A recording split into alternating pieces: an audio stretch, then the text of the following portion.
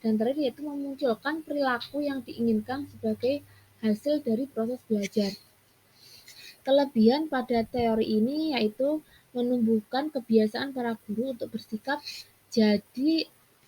jeli atau lebih peka terhadap situasi dan kondisi belajar, mampu membentuk suatu perilaku yang diinginkan dengan pengondisian yang dilakukan, mampu mengoptimalkan bakat dan kecerdasan peserta didik yang sudah terbentuk sebelumnya melalui kegiatan pengulangan dan pelatihan yang berkesinambungan dan lain sebagainya.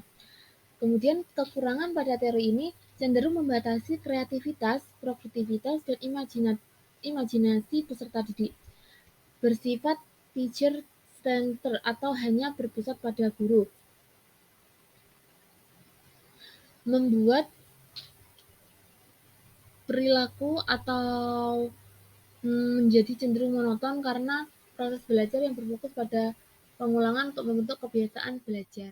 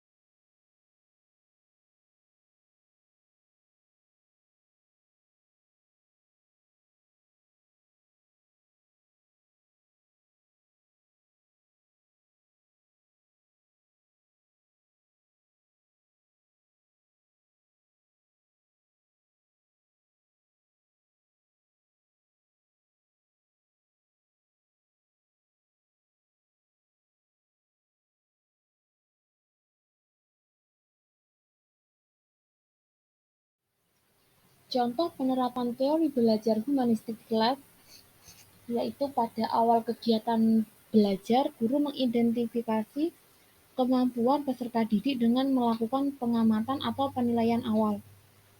Guru mendorong peserta didik untuk memahami makna dari pengalaman dalam proses belajar, dan guru menyediakan fasilitas dan sumber belajar, baik buku, media visual, maupun audio untuk memenuhi kebutuhan peserta didik yang beragam.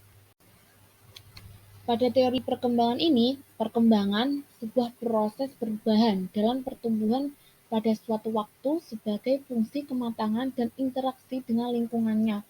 Perkembangan secara keseluruhan mengikuti periodisasi yang teratur dimulai dari masa pranatal, masa bayi, masa kanak-kanak, masa remaja, dan masa dewasa yang diikuti tahun perkembangan kemampuan fungsi fisik sebagai akibat dari proses kematangan. Nah, pada tahap perkembangan ini ada perkembangan fisik, perkembangan kognitif, perkembangan sosial emosional, dan perkembangan moral. Nah, kelompok kami akan memberikan tanggapan terhadap kasus di bawah ini. Nah, pada kasus pertama ini, menurut kelompok kami,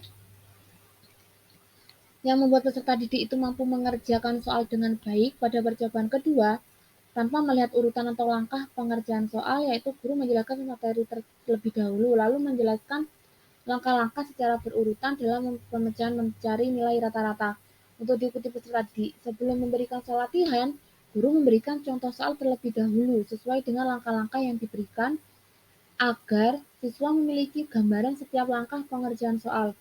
Yang lebih ditekankan di sini, guru memberikan pemahaman kepada peserta didik bahwa setiap langkah-langkah dalam pemecahan pengerjaan soal matematika selain dihafalkan juga harus dipahami.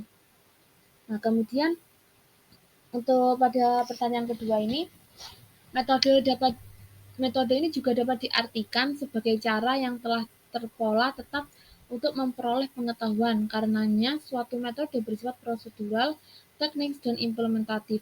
Selain itu, metode pembelajaran di sini juga dapat diartikan sebagai cara yang digunakan untuk mengimplementasikan rencana yang sudah disusun dalam bentuk kegiatan nyata dan praktis untuk mencapai tujuan pembelajaran.